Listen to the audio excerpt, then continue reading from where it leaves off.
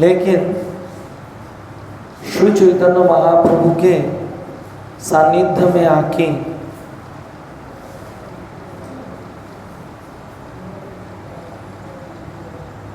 उन्होंने भगवत भक्ति में इतना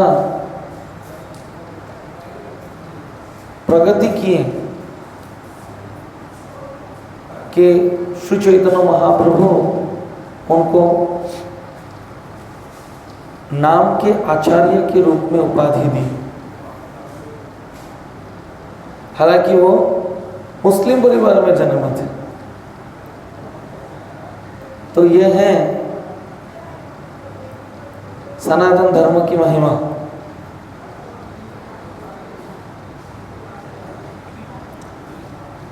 तो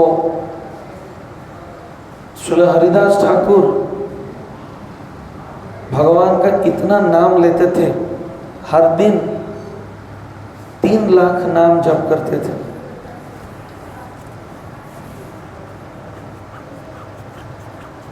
इस कलियुग का जो युग धर्म है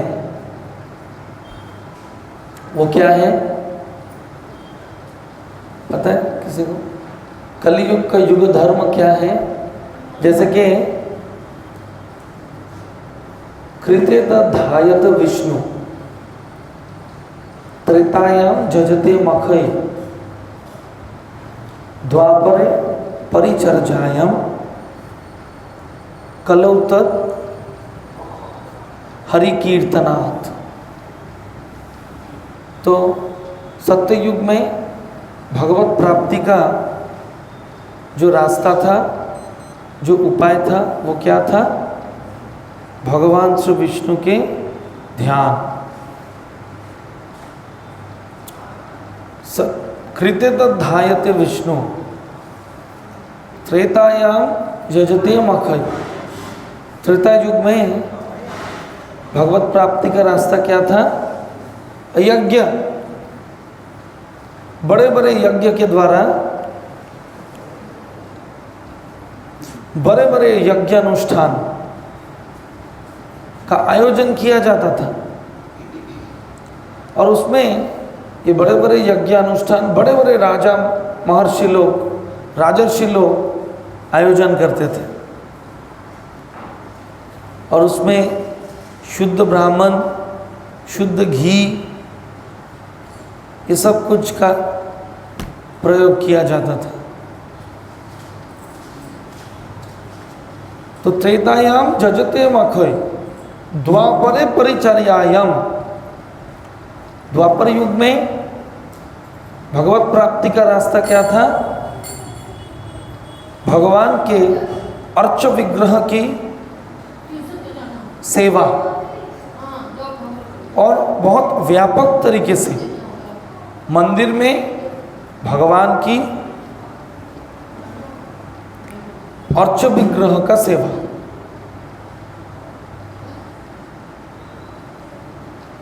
द्वापरे परिचर्यायम, खलौ तत् हरि कीर्तना। लेकिन इस कली युग में ना तो लोग ध्यान करके भगवान को प्राप्त कर सकते हैं, बहुत सारे ध्यान शिविर लगता है जहाँ पे लोग जाके ध्यान में बैठते हैं, और जब शिविर खत्म होता है तब पूछते हैं ध्यान में कैसा आपको महसूस हुआ। आइए, बोले कि ध्यान में बैठे तो पूरा जो हफ्ता था उसका थकावट चला गया, अच्छा नींद हो गया। तो कलियुग में ध्यान मतलब अच्छा नींद, बस।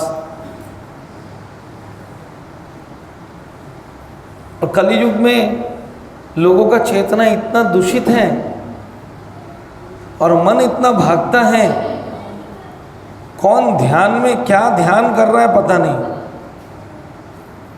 बहुत मुश्किल है। भगवत गीता में 6वां चैप्टर में ध्यान योग वर्णन किया गया है। और उस ध्यान योग में कैसे आसन पर बैठना है, किसके ऊपर फोकस करना है, सब चीज़ का वर्णन भगवान श्री कृष्ण इस चैप्टर में किए हैं। एकांत में जाके,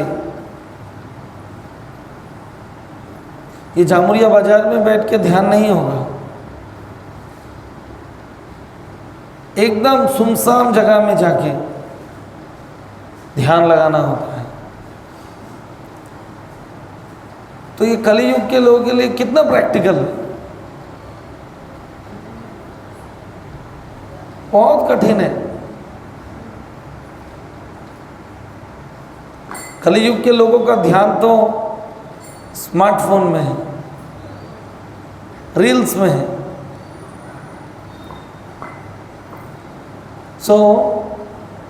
सत्ययुग का ध्यान का जो रास्ता है, एक कलियुग में नामुमकिन है। कलियुग के लोग भागा दौड़ी कर रहे हैं, भाग रहे हैं।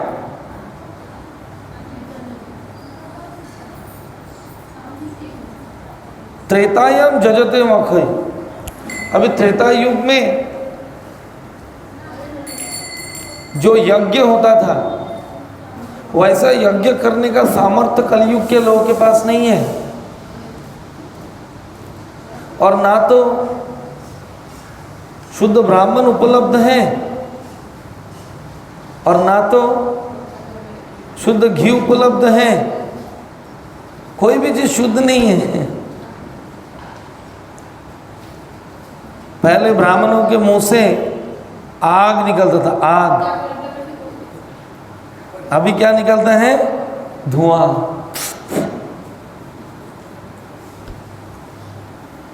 और कलियुग में आके बैठिए कुछ समय, प्लीज कम इन। और कलियुग के लोगों के लिए ब्राह्मण का पहचान क्या है? सिर्फ धागा डाल लिया, बस ब्राह्मण। तो कलियुग में ना तो शुद्ध ब्राह्मण उपलब्ध है, ना तो शुद्ध घी। शुद्ध गाय का घी, आजकल के घी के ऊपर लिखा हुआ रहता है शुद्ध गाय का घी। अरे गाय तो शुद्ध है, आप जो घी बेच रहे हैं क्या वो शुद्ध है? ये पूरा ही एक क्या बोलते हैं, भूल भुलैया है। हम लोग एडल्टरेटेड, मतलब हिंदी में क्या बोलते हैं उसको? मिलावट। मिलावटी चीज़ खाते खाते ऐसा हालत हो गया है कि शुद्ध घी सामने लाते हैं तो उसको मिलावट बोलते हैं, उसको मिलावटी बोलते हैं। तो ये हमारा स्थिति है। ना तो कलयुग के लोगों के पास पैसा है उतना बड़ा बड़ा यज्ञ करने का। आइए अंदर आइए। और ना तो उनके पास शुद्ध ब्राह्मण है, ना तो शुद्ध घी है, तो क्या यज्ञ करेंगे? और ना तो जो भी ब्राह्मण है ना तो ठीक से मंत्र बोल सकता है। तो पहले के ज़माने में, त्रेता युग में, द्वापर युग में यो यज्ञ होता था अश्वमेध यज्ञ। वो अश्वमेध यज्ञ में पशुओं को उस यज्ञ में चढ़ाया जाता था। और पशु उन यज्ञों में चढ़ के मर नहीं जाता था। क्या होता था पता है आप लोगों को? उन पशुओं को नया जीवन प्राप्त होता था। तो अभी ऐसा होगा क्या? बिल्कुल नहीं। इसीलिए कलियुग में ये सब यज्ञ करना मना है। अश्वमेध यज्ञ करना मना है इस कलियुग में। उसके बाद द्वापर परिचर्यायम। आइए अंदर आइए, अंदर आके बैठिए, टैक्स नहीं लगेगा। द्वापर परिचर्यायम, द्वापर युग में बहुत व्यापक रूप में भगवान के श्री विग्रह के पूजा वैदिक विधि को फॉलो करते हुए। आजकल के लोगों के पास उतना समय किधर है? आजकल के लोगों का क्या फंडा है? Morning to incense, evening to incense and all the day nonsense. मतलब एक ड्रायर में भगवान के कोई चित्रपट या कोई देवी देवता रहेंगे, उनको सुबह जाके 2 अगरबत्ती देके ड्रायर को खोल के लगा दिया, बस भाई पूरा दिन का बिजनेस अच्छा चले। और शाम को 2 इंसेंस और जितना समय बचा हुआ है उसमें बिजनेस अच्छा चले, बस। And all the day nonsense. तो यह है कलियुग की स्थिति। तो इस कलियुग में धर्म के पथ को फॉलो करने का, धर्म के पथ पर चलने का सबसे आसान तरीका, कलियुग में कुछ नहीं होगा। अभी आ रहे थे, कितने विश्वकर्मा पूजा के पंडाल देखते हुए सब जगह पे विश्वकर्मा जी का कीर्तन चल रहा था। जानते ना विश्वकर्मा जी का कीर्तन क्या होता है? सब जगह पे चल रहा था, साउंड सिस्टम में पॉप सिंगिंग, पॉप गाना चल रहा था, विश्वकर्मा जी का कीर्तन। बेचारे विश्वकर्मा जी खड़े हुए कितना कष्ट झेल रहे हैं बैठ के पंडालों में। हैं क्या ये हमारे कल्चर है? कि ये हमारा संस्कृति है?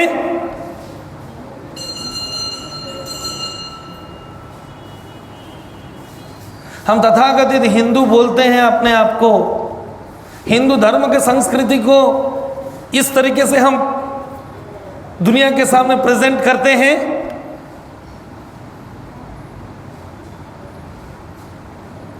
ये बहुत महत्वपूर्ण है।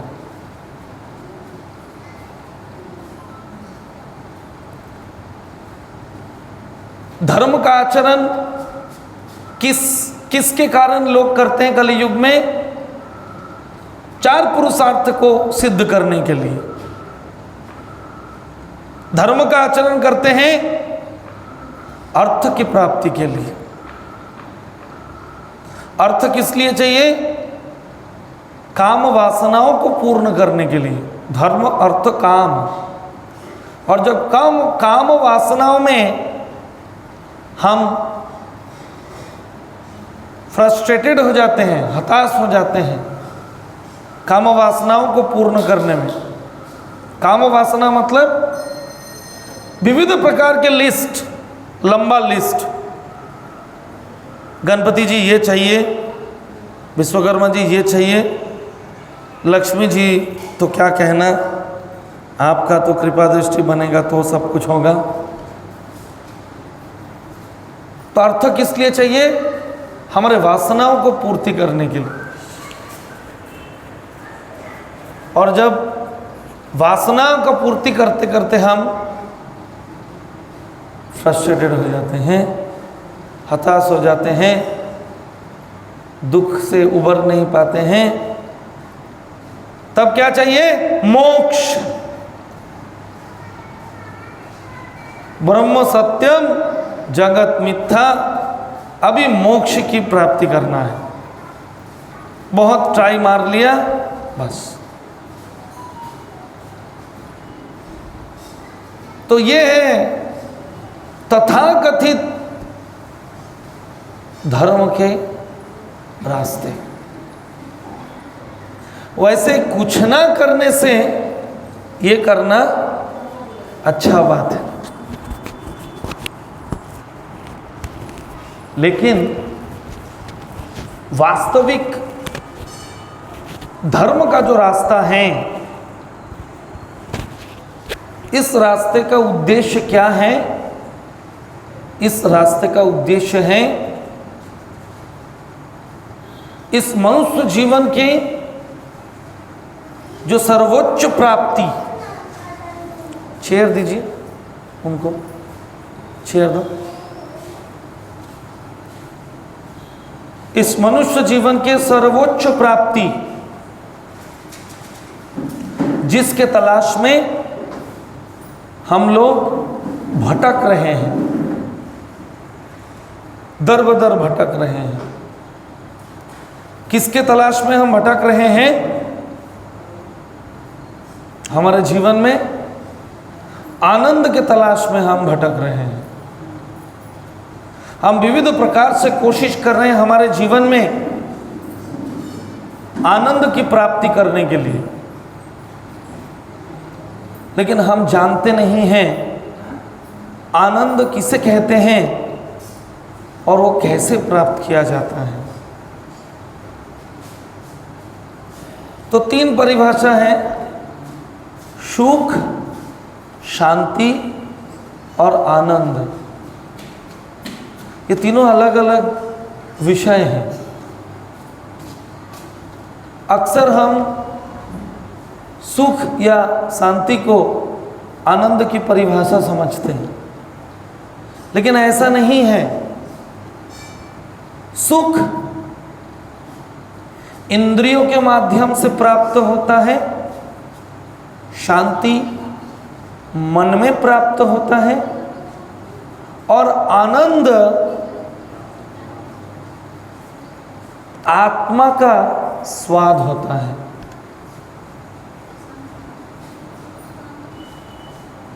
भूख लगा है, कुछ अच्छा स्वादिष्ट थाली खाएं तो हमको सुख प्राप्ति होता है। गर्मी के समय एसी रूम में जाने से हमें सुख प्राप्ति होता है। बॉडी थका हुआ है, नरम फर्नीचर पे बैठने से हमें सुख प्राप्ति होता है। प्यास लगा है,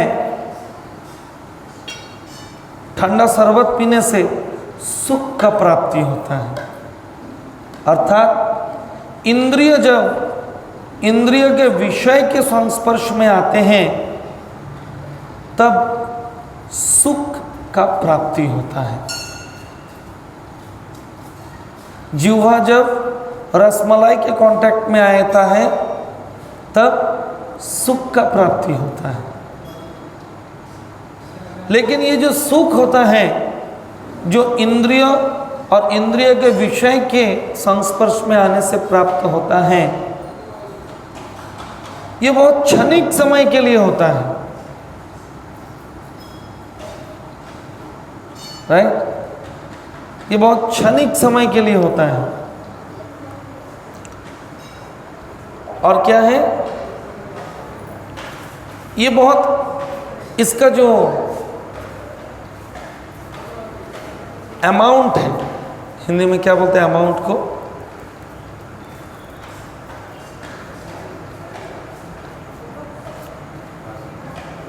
क्या बोलते हैं?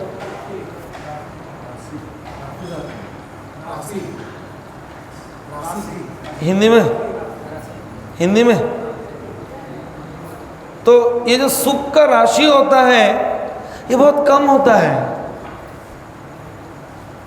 देखिए, आपको रसमलाई से सुख प्राप्ति होता है। आप एक रसमलाई खाया, दूसरा खाया, तीसरा खाया, चौथा खाया, 10 खाया, उसके बाद वही रसमलाई देख के आपको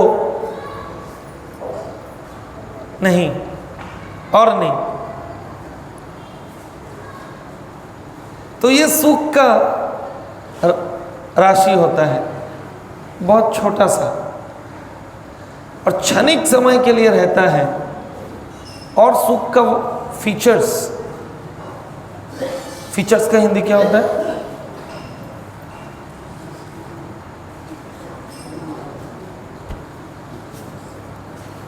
बांग्लाते बोले বৈশিষ্ট্য।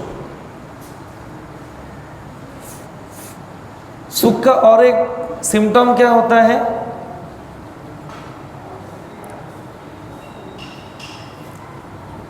कि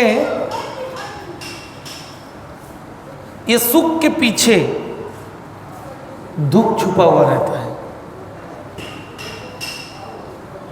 मेरे को मिठाई बहुत अच्छा लगता है, मिठाई खाते खाते डायबिटीज हो गया। इस दुनिया के हर सुख के पीछे दुख छुपा हुआ है, सिर्फ समय का बात है। देखिए, लोग सिगरेट स्मोकिंग करते हैं, क्यों? क्योंकि इसमें हम कूल हो जाते, कूल। लेकिन वो अपने आप को बनाता है फूल। क्षणिक समय के लिए उसको दिमाग में थोड़ा आराम महसूस होता है, लेकिन वही सिगरेट कुछ दिन बाद उसके फेफड़े को पूरा जला देता है। तो यह है सुख की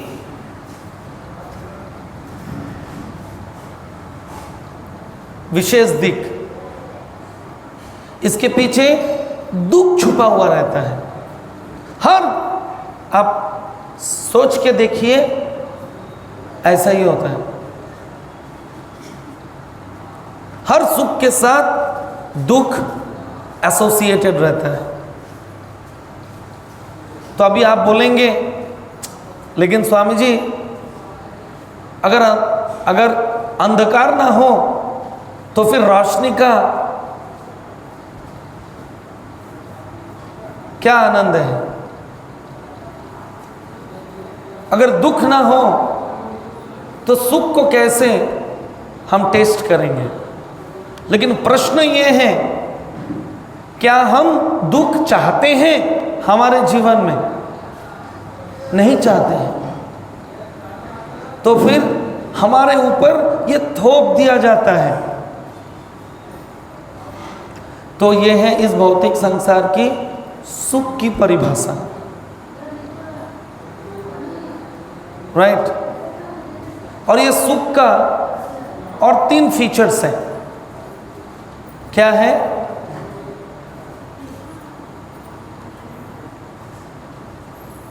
इसको इंग्लिश में बोलते हैं हैंकरिंग, फियर, लैमेंटेशन। यानी कि आकांक्षा, भय, शोक। इस भौतिक संसार के सुख के साथ ये तीनों दिशा जुड़ा हुआ है। कोई भी सुख को प्राप्ति करने के लिए हम बहुत आकांक्षा करते हैं, और जब वो प्राप्त होता है तो उसे खोने का डर पैदा होता है हमारे अंदर। अगर खो दिया या नहीं मिला तो शोक में डूब जाते हैं, है ना?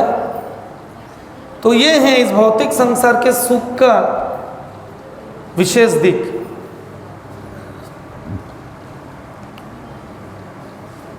तो हम सब सुख के लिए कठोर मेहनत कर रहे हैं। उसके बाद है शांति। शांति मन में प्राप्त करते हैं, हमारे हृदय में हम महसूस करते हैं। जब हमारे बहुत आकांक्षा के बाद हमें बहुत कठोर मेहनत करने के बाद हमारा मनचाहा फल प्राप्त होता है, तो मन में थोड़ा शांति प्राप्त होता है। या जब हम हमारे जीवन में विफलता को झेल रहे हैं, जब हम हमारे जीवन में दुख कष्ट झेल रहे हैं, तब हम अगर कोई ज्ञान की बात सुनते हैं तो हमें शांति प्राप्त होता है। लेकिन ये शांति भी क्षणिक समय के लिए होता है। बेटा आईआईटी में भर्ती हो गया, हाँ, थोड़ा शांति मिला। लेकिन ये शांति कुछ ही दिनों बाद चला जाता है। जब बेटे को नौकरी के लिए कंपटीशन में आना होता है, पहले आईआईटी में एडमिशन के लिए परेशानी, वो प्राप्त हुआ तो शांति, कुछ दिन बाद वो शांति गायब। अभी बेटे को एक नौकरी चाहिए, उसके लिए परेशानी, मनचाहा नौकरी मिले तो, नौकरी मिला तो प्रमोशन, लोकेशन, पैकेज, रिटेंशन मतलब पकड़ के रखना, उसके लिए परेशानी। नौकरी का बंदोबस्त हो गया तो अभी छोकरी के लिए परेशानी। चलता ही रहता है, एक के बाद एक चलता ही रहता है। थोड़ी समय के लिए शांति प्राप्त होता है, उसके बाद फिर आग जलने लगता है। और ये सब चीज को प्राप्त करने के लिए हम मंदिरों में जाते हैं, मस्जिदों में जाते हैं, चर्च में जाते हैं। O God give us our daily bread, है ना। इंग्लिश मीडियम स्कूलों में जो क्या बोलते क्रिश्चियन मिशनरी स्कूल्स, उसमें ये प्रेयर सिखाया जाता है, O God give us our daily bread. हे भगवान आप हमारे रोज के रोटी दीजिएगा। अरे वो आप ना कहने पर भी दे रहे हैं भगवान।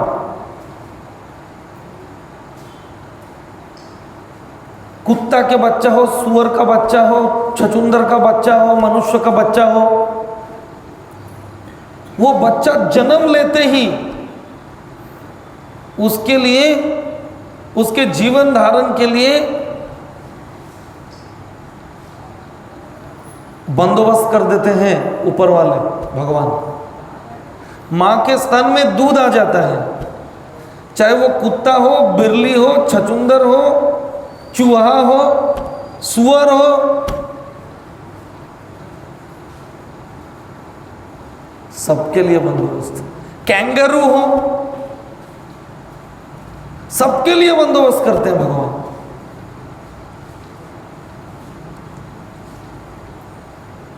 तो उसके लिए भगवान के पास जाकर हर दिन का रोटी मांग के हम भगवान के ऊपर शक जता रहे हैं कि भगवान कभी कभी नहीं भी दे सकते हैं रोटी, इसीलिए मांग लेते हैं पहले।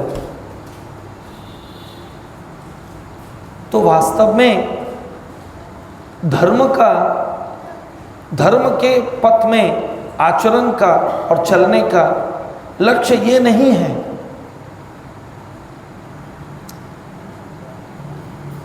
क्या है? ये मनुष्य जीवन में हम आनंद की तलाश में जो भटक रहे हैं, उस आनंद के प्राप्ति का लक्ष्य इस मनुष्य जीवन में होना चाहिए। और आनंद की परिभाषा क्या है? श्री चैतन्य महाप्रभु इस आनंद की परिभाषा बोलते हैं, आनंदम बुद्धिवर्धनम प्रतिपदम पूर्णामृता स्वादनम। यह आनंद जो है ये पल पल बढ़ता रहता है।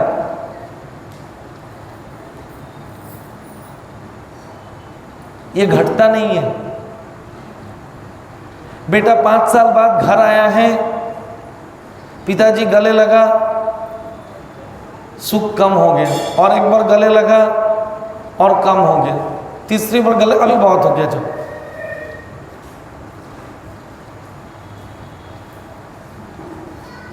जैसे कि इस भौतिक संसार में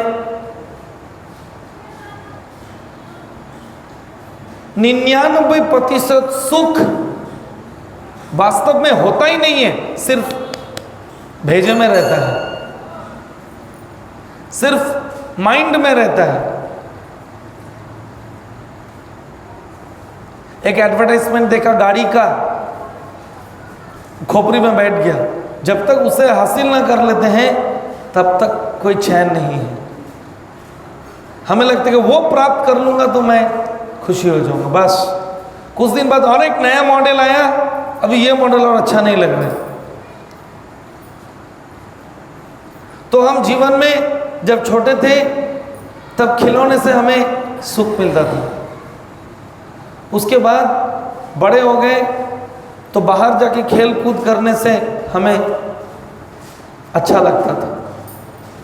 उसके बाद पढ़ाई का प्रेशर आया, पढ़ाई में अच्छा स्कोर करना है, उसमें हमें अच्छा लगता है। उसके बाद कुछ और, उसके बाद कुछ और, उसके बाद कुछ और। ऐसे हमारे जीवन में हमेशा जो हमें अच्छा लगता है उसका परिभाषा चेंज होता रहता है। और पहले जो हमें आनंद देता था, अच्छापन देता था, वो अभी नहीं देता है। अभी खिलौने से हमें आनंद नहीं आता है। तो इसके मतलब है इस भौतिक संसार के किसी भी वस्तु में जीवात्मा को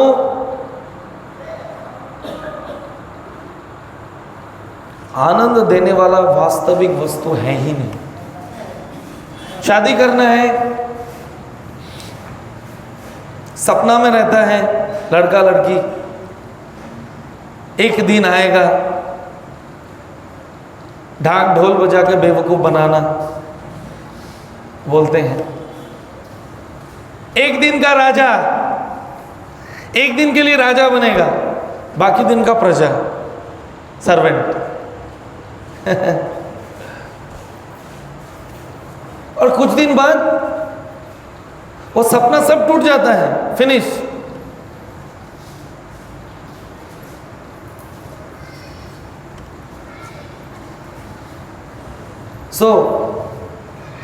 जो वास्तविक आनंद के तलाश में हम इस जीवन के राह पर चल रहे हैं, वो वास्तविक आनंद ये आत्मा का प्यास है,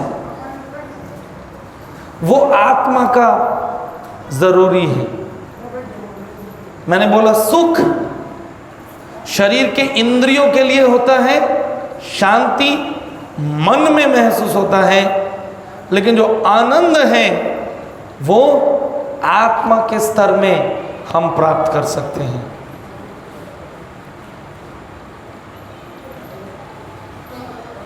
अभी हम ये शरीर ही नहीं है। ये भगवत गीता का पहला निर्देश है। हमारा वास्तविक परिचय क्या है? हम हिंदू, मुस्लिम, क्रिश्चियन,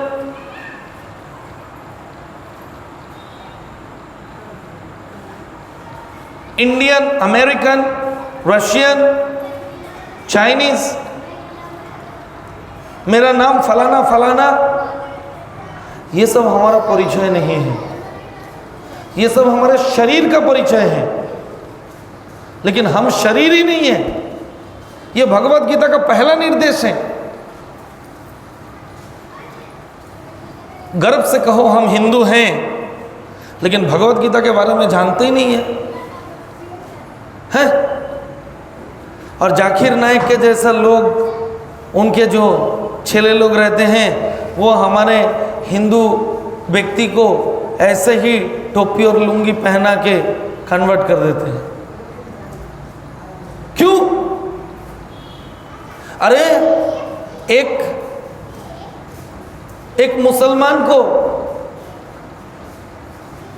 छोटे से उम्र से लुंगी और टोपी पहना के उसको कुरान पढ़ाया जाता है, और हमारे हिंदू घरों में अगर कोई भगवत गीता पढ़ा, अरे बेटा नहीं नहीं अभी क्यों ऐसा, ये तो बुढ़ापे का चीज है। तो ये है हमारा स्थिति। ना तो हमारा कुछ ज्ञान है, वास्तविक ज्ञान शास्त्र ज्ञान, भगवत गीता, श्रीमद् भागवतम, ना तो हमारा कुछ ज्ञान है और ना तो हमारे बच्चों को हम कुछ दे रहे हैं। गर्व से कहो हम हिंदू हैं।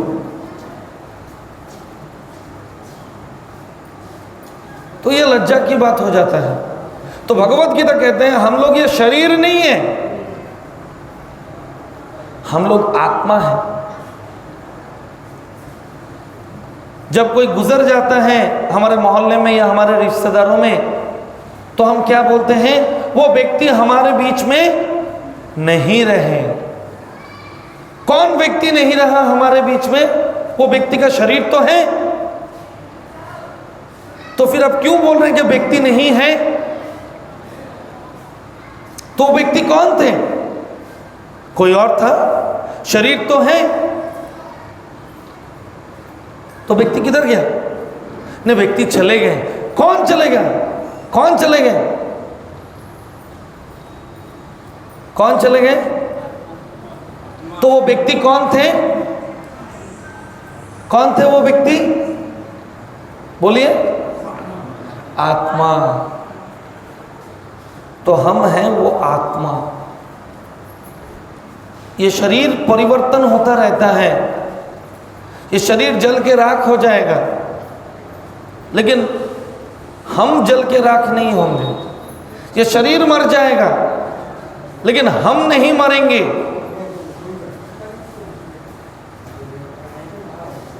ये है हमारा वास्तविक परिचय।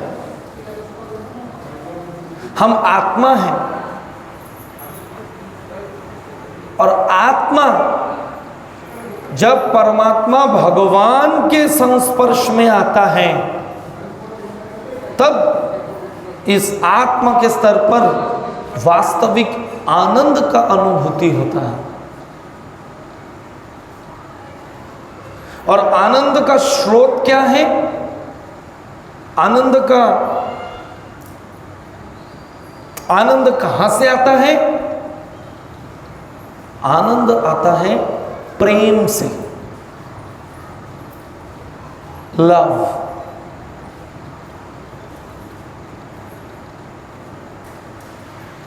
लेकिन प्रेम किसे कहते हैं? प्रेम किसे कहते हैं?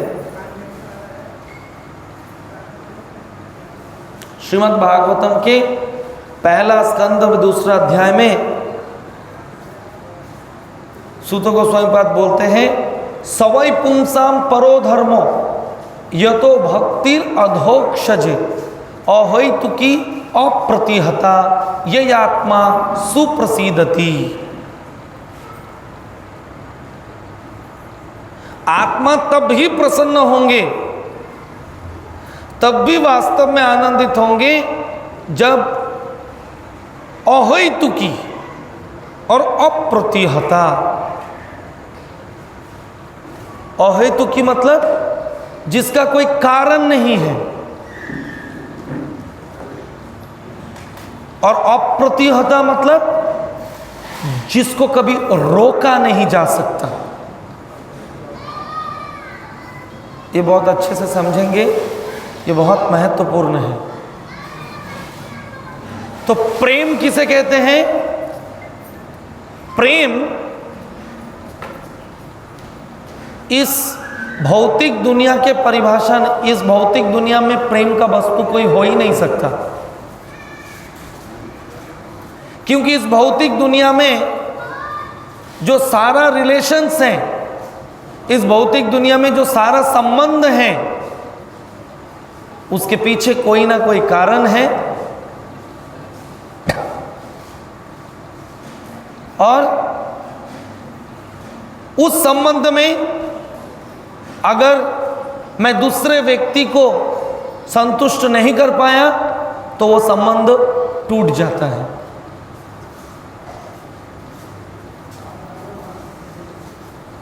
लेकिन वास्तविक प्रेम का जो संपर्क होता है उसका कोई कारण नहीं होता है। देखिए, हम लोग भगवान को माने या ना माने, हम लोग उनके प्रति हमारा जो कर्तव्य है वो करें या ना करें, चाहे हम भगवान को गाली दें, लेकिन फिर भी भगवान हमें एक पल के लिए भी भूलते नहीं हैं। हर पल भगवान हमारे सारे जरूरतों को पूरा कर रहे हैं, चाहे हम उनको माने या ना माने, चाहे हम उनके चरणों में समर्पण करें या ना करें, चाहे हम उनका प्रशंसा करें या गाली दें,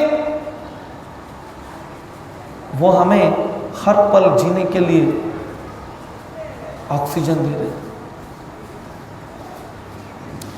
कौन से साइंटिस्ट, कौन से पॉलिटिशियन, कौन से मोहल्ले का दादा हमारे लिए हर पल का ऑक्सीजन सप्लाई करते हैं?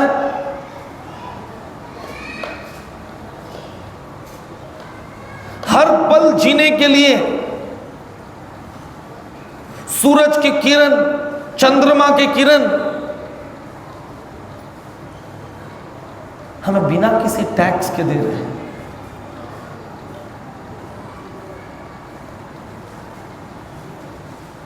अरे हमारे घरों के जो संपर्क होते हैं, संबंध होते हैं, उसमें अगर कोई हमें गाली देके उल्टा सीधा बात बोल के जाते हैं तो हम उनसे रिश्ता तोड़ देते हैं।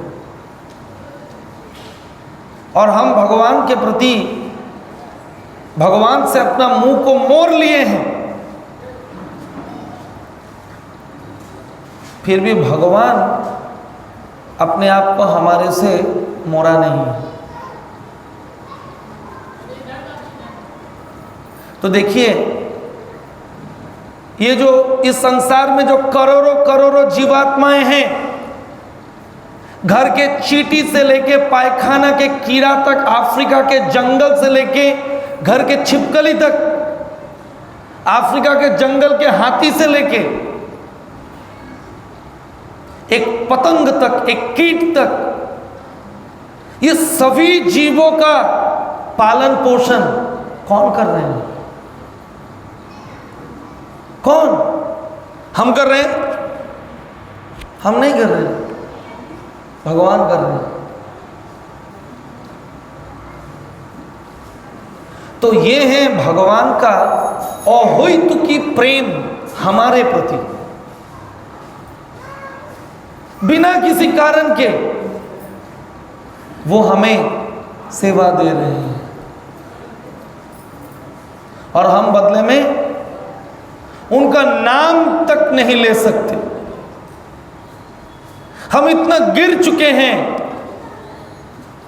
इस मनुष्य जीवन में, जो भगवान हमें जीने के लिए हर पल के ऑक्सीजन दे रहे हैं, जो हमारे प्यास को बुझाने के लिए दुनिया के समुद्रों से पानी को, जो नमकीन पानी है, उसको बारिश के रूप में मीठा पानी करके हमें भेज रहे हैं, और जिस भेजा हुआ पानी को हम पीकर इस्तेमाल करके हमारे जिंदगी को हम निर्वाह कर रहे हैं, उस भगवान का नाम तक नहीं ले सकते। यह हमारा दुर्भाग्य है। उस भगवान के नाम को लेने में हम हिचकिचाहट करते हैं।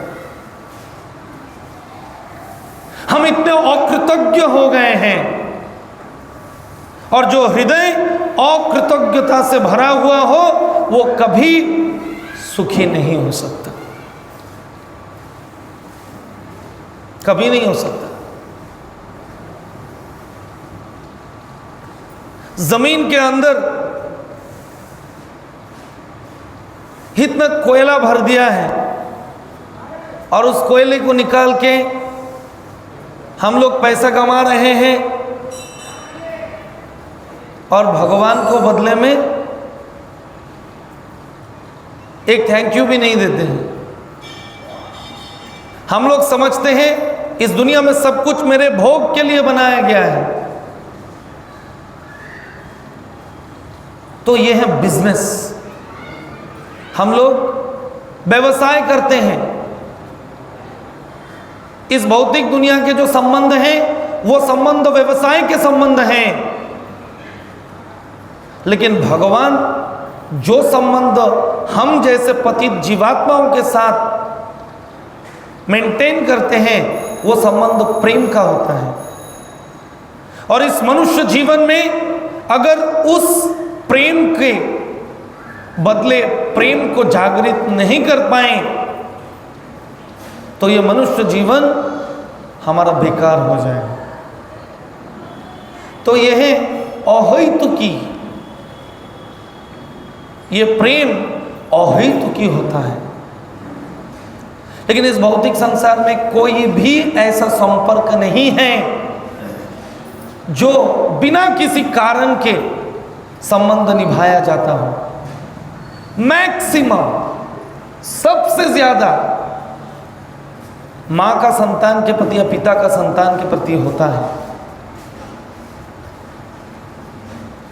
लेकिन वो भी समय जाते जाते फीका हो जाता है।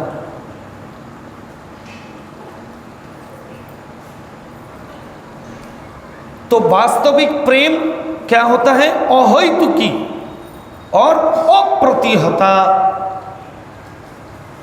अनइंटरप्टेड, जो कभी भी किसी भी कीमत में टूट नहीं सकता है। लेकिन इस भौतिक संसार के सारे संबंध समय के साथ टूट जाएंगे। ये शरीर नश्वर है, ये शरीर के साथ जो संबंध है वो भी नश्वर है। तो फिर कैसे अप्रतिहता प्रेम का संपर्क इस भौतिक संसार में संभव है? संभव ही नहीं है।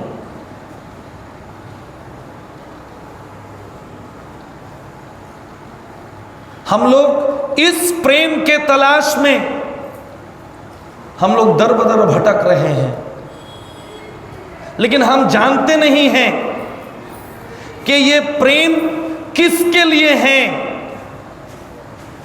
जब तक जीवात्मा इस प्रेम को स्वाद नहीं करता है तब तक जीवात्मा कभी भी संतुष्ट नहीं हो सकता है। और ये अहेतुकी अप्रतिहता जो प्रेम का संबंध है वो एकमात्र भगवान के साथ ही संभव हो सकते हैं। और ये मनुष्य जीवन उसी लक्ष्य के लिए दिया गया है। सारे धर्मों का आचरण उसी लक्ष्य को पूर्ण करने के लिए दिया गया है, ताकि अंततोगत्वा हम भगवान से हमारा खोया हुआ प्रेम का संपर्क को पुनः जागृत कर पाए। यही है परीक्षा। आप कोई भी धर्म का आचरण करें, लेकिन अंततोगत्वा क्या आप भगवान के प्रति आपका प्रेम का संपर्क को आप साध पाएं? यह सबसे महत्वपूर्ण है। ये आप भगवान के साथ बिजनेस कर रहे हैं, मंदिरों में जाके डील कर रहे हैं। आप मुझे लॉटरी में, बालाजी आप मुझे लॉटरी में इतना लाख इतना करोड़ दे दीजिए, 50% आपका। और फिर गया, लॉटरी लगने के बाद सोचा कि 50% बहुत ज़्यादा ही हो जाएगा, 25% देके हिसाब का चुकता कर लेते हैं। हुंडी बॉक्स में 25% देने के लिए गया, हाथ में सोना और हीरे का अंगूठी हाथ निकलते समय उसमें चला गया। बाकी 25% भी भगवान ने बाकी 25% का भी हिसाब चुकता कर लिया। ये व्यवसाय है, लेकिन कुछ ना करने से ये अच्छा। लेकिन इस मनुष्य जीवन का जो वास्तविक उद्देश्य हैं वो है भगवान के श्री चरण कमलों में हमारे प्रेम को जागृत करना। और इस कलियुग में उस प्रेम को जागृत करने का सबसे आसान तरीका क्या दिया गया है? भगवान का दिव्य नाम का जप और संकीर्तन। चाहे वो इस्लाम हो, चाहे वो क्रिश्चियनिटी हो, सभी धर्मों में इस कलियुग में भगवान के नाम का जप और कीर्तन का रास्ता दिखाया गया। क्योंकि इस कलियुग में हम और कुछ करने का लायक नहीं है। सुखदेव गोस्वामी श्रीमद् भागवतम में अंतिम में बोलते हैं सिद्धांत पे, कलेर दोष निधे राजन अस्ति एको महान गुणो कीर्तनाद एव कृष्णस्य मुक्त संगा परम व्रजेत। इस कलियुग में, ये कलियुग दोषों से भरा हुआ है, दोषों से भरा हुआ है। लेकिन इतने सारे दोष रहने के बावजूद भी इस कलियुग का एक महत्व है। वो क्या है? कीर्तनादेव कृष्णस्य, भगवान श्री कृष्ण के नाम का कीर्तन करने से मुक्त संगात परम व्रजे, जीवात्मा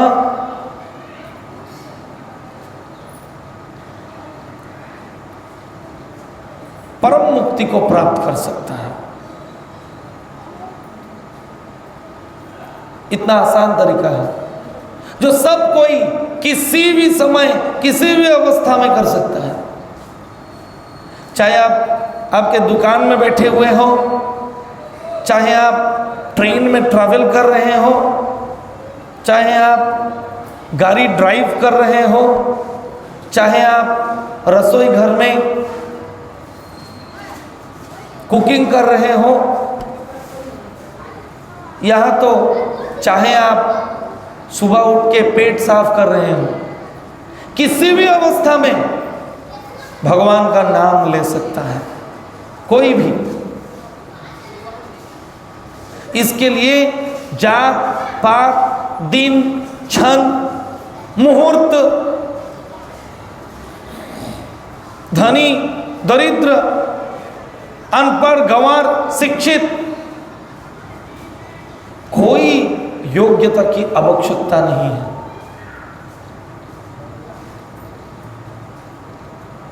चैतन्य महाप्रभु बताते हैं, हे भगवान, आपने कृपा करके आपके नाम में आपने सभी शक्तियां दिए हैं।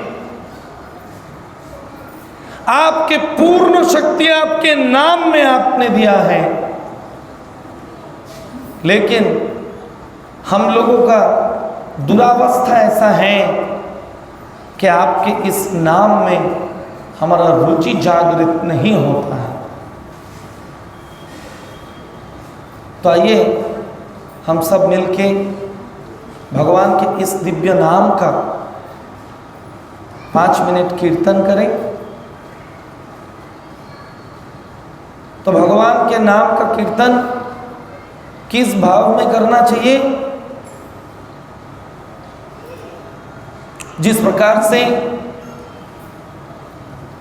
आप कभी देखे होंगे, एक बहुत भीड़ जिस ट्रेन में है और उस ट्रेन में एक बच्चा अपने पिता के गोद में एकदम शांति से सोया हुआ है। पूरे दुनिया अस्त व्यस्त है, पूरे दुनिया में भूचाल चल रहा है, लेकिन ये बच्चा अपने पिता के कंधे पर परम शांति से ही। क्यों? क्योंकि वो अल्टीमेट जो परम सुरक्षा का कवच है उस बच्चे के लिए, वो उसमें स्थित है। उसी प्रकार इस भौतिक संसार में इतना हल्ला गुल्ला हो रहा है, इतना परेशानी, इतना अस्त व्यस्त अवस्था, इसमें अगर हम हमारे परम पिता के आश्रय को उनके नाम के द्वारा हम ग्रहण करते हैं हमारे जीवन में, तो हम परम शांति को प्राप्त कर सकते हैं, परम आनंद को प्राप्त कर सकते हैं।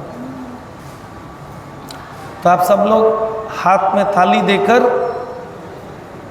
हरिनाम को उस बच्चे के प्रति, वो बच्चा जब रोता है तब उसके माता पिता उसको अपना आश्रय को देता है। तो उसी प्रकार हम अगर भगवान के नाम को उस बच्चे के भांति पुकारेंगे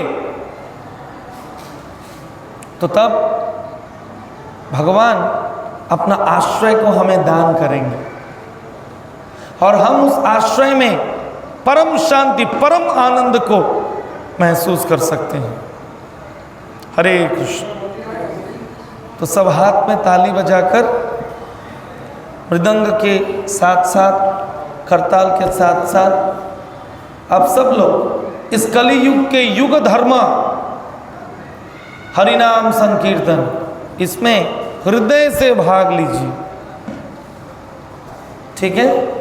हरे कृष्ण।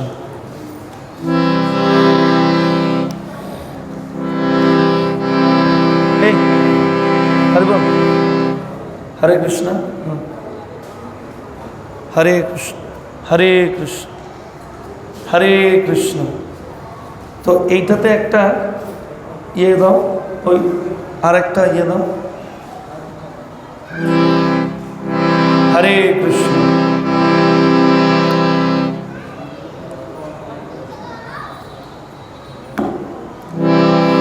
हरे कृष्ण, हरे कृष्ण, कृष्ण कृष्ण हरे हरे राम, राम राम हरे श्री कृष्ण चैतन्य प्रभु नित्यानंद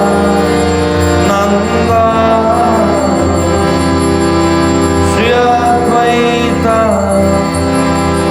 गदाधर शिवासादि गौरा भक्तवृंद।